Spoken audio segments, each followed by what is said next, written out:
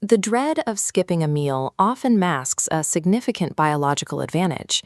When the digestive system rests, your cells begin consuming their own waste, while your brain transitions to a more stable fuel source. Immediately after your single meal, your biology follows a standard pattern. Your blood sugar rises, and insulin begins transporting that energy into your tissues for storage. This chart shows the internal response to the absence of food.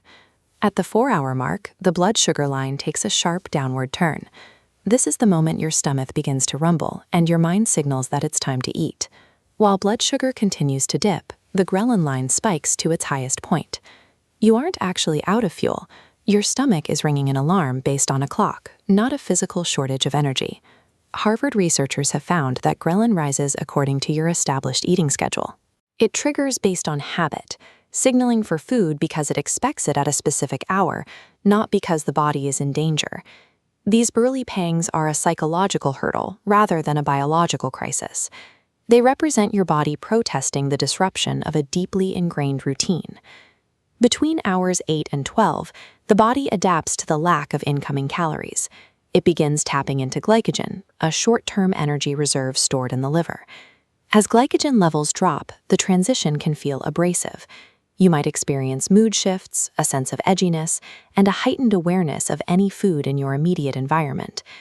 Data from the National Institutes of Health explains that alertness hormones rise during this window. This creates a tired but sharp sensation, where the body feels fatigued while the mind remains highly vigilant. At the 16-hour mark, the system reaches a tipping point. Once the glycogen tank empties, the engine reroutes its connection to your much larger fat stores. This shift produces ketones. This fat-derived fuel travels up to the brain, providing consistent energy. As ketone levels rise, the constant signaling for food typically fades, focus sharpens, and the brain enters a state of heightened efficiency. Operating on ketones allows the brain to escape the cycle of sugar spikes and crashes, leading to a sense of mental clarity and calm. At the 24-hour mark, your internal chemistry prioritizes long-term cellular integrity over immediate energy management. This is the peak of autophagy. Your cells identify damaged proteins, shedding the broken fragments, and using the parts to rebuild internal structures.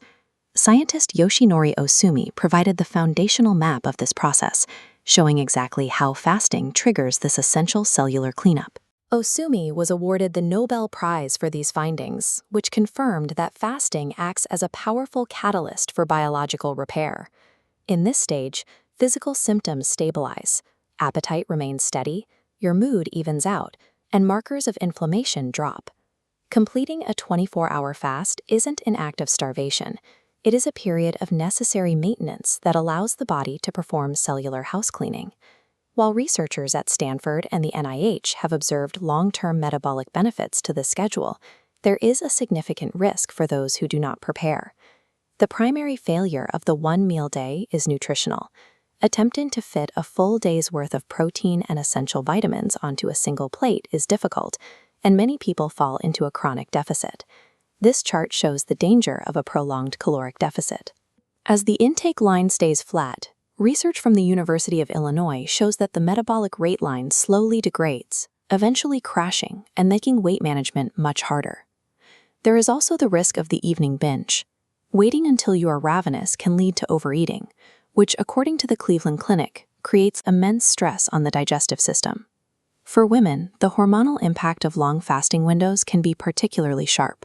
It can lead to persistent fatigue, significant mood swings, and changes in the menstrual cycle. The one-meal routine only provides benefits if that single meal is strategically nutrient-dense. But when done carelessly, it becomes destructive starvation. Due to these biological demands, the routine should be avoided by pregnant women, diabetics, growing teenagers, and anyone with a history of eating disorders. If you are healthy and choose to experiment, the practice serves as a lesson in the difference between true physiological hunger and habitual boredom.